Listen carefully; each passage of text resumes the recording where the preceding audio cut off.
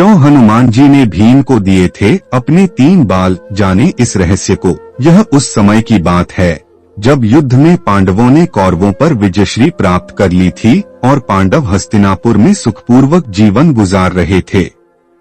युधिष्ठिर के राज में प्रजा को किसी भी चीज की कोई कमी नहीं थी।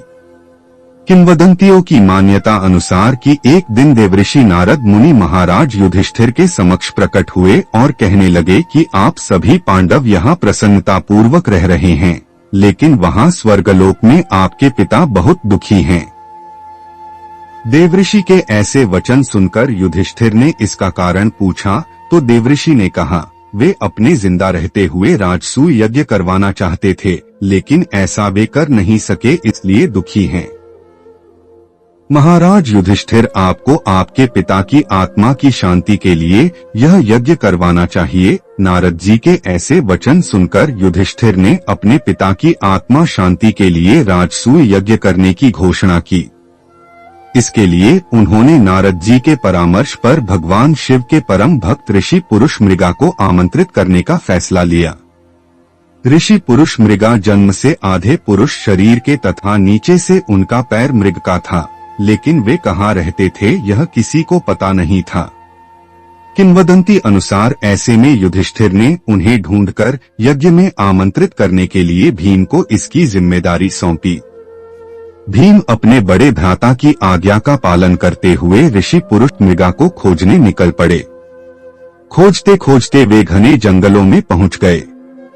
जंगल में चलते वक्त भीम को मार्ग में हनुमान जी दिखाई दिए, जिन्होंने भीम के घमंड को चूर किया।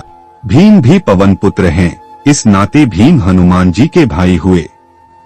भीम ने लेटे हुए हनुमान जी को बंदर समझकर उनसे अपनी पूंछ हटाने के लिए कहा। तब बंदर ने चुनौती देते हुए कहा कि अगर वह उसकी पूंछ हटा सकता है तो हटा दे, लेकिन भीम उनकी पूंछ हिला भी नहीं पाए। तब जाकर उन्हें एहसास हुआ कि यह कोई साधारण बंदर नहीं है।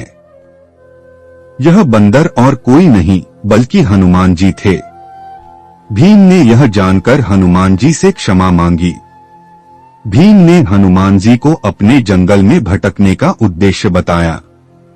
कुछ विचार करने के बाद हनुमान जी ने भीम को अपने शरीर के 3 बाल दिए और कहा कि इन्हें अपने पास रखो, संकट के समय में ये तुम्हारे काम आएंगे।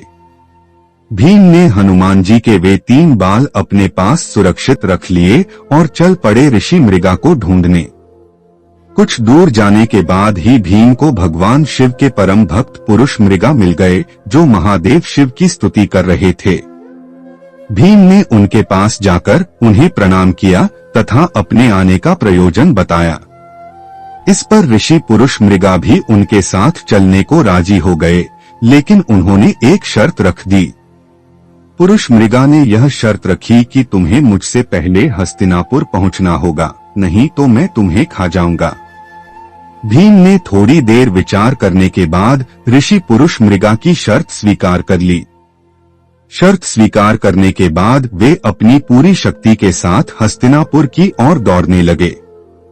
बहुत दूर तक भागते भागते भीम ने जब पीछे की ओर यह जानने के लिए देखा कि ऋषि पुरुष मृगा कितने पीछे रह गए हैं, तो उन्होंने पाया कि ऋषि तो बस उन्हें पकड़ने ही वाले हैं। यह देख भीम चौंक गए और घबराकर अपनी पूरी शक्ति के साथ शीघ्रता से भागने लगे। लेकिन हर बार पीछे देखने पर उन्हें ऋषि मृगा उनके बिल्कुल पास नजर आते थे। भागते भागते तभी भीम को हनुमान जी के दिए उन 3 बालों की याद आ गई। हनुमान जी ने कहा था कि संकट काल में ये तुम्हारे काम आएंगे। भीम ने उनमें से एक बाल दौड़ते दौड़ते जमीन पर फेंक दिया। वह बाल जमीन में गिरते ही लाखों शिवलिंगों में परिवर्तित हो गया। भगवान शिव के परम भक्त होने के कारण ऋषि पुरुष मृगा मार्ग में आए प्रत्येक शिवलिंग को प्रणाम करते हुए आगे बढ़ने लगे। इसके चलते भीम को दूर तक भागने का मौका मिल गया। कुंती पुत्र भीम लगातार भागते रहे।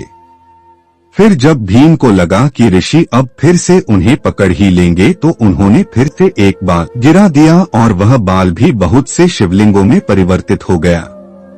इस प्रकार से भीम ने ऐसा 3 बार किया।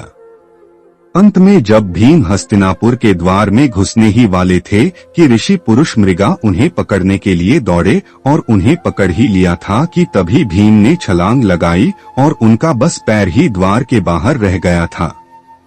इस पर पुरुष मृगा ने उन्हें पकड़ते हुए खाना चाहा, लेकिन उसी दौरान भगवान कृष्ण और युधिष्ठिर द्वार पर पहुंच गए। दोनों को देखकर युधिष्ठिर ने भी पुरुष मृगा से बहस करनी शुरू कर दी।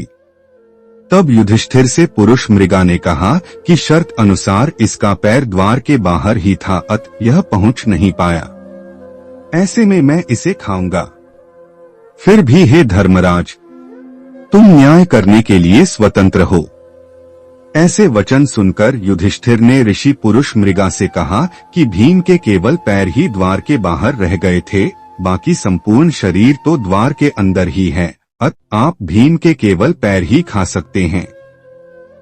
ऐसा सुनकर युधिष्ठिर के न्याय से ऋषि पुरुष मृगा प्रसन्न हुए तथा उन्होंने भीम को जीवन दान दे दिया। इसके बाद ऋषि ने यज्ञ संपन्न करवाया और सबको आशीर्वाद भी दिया।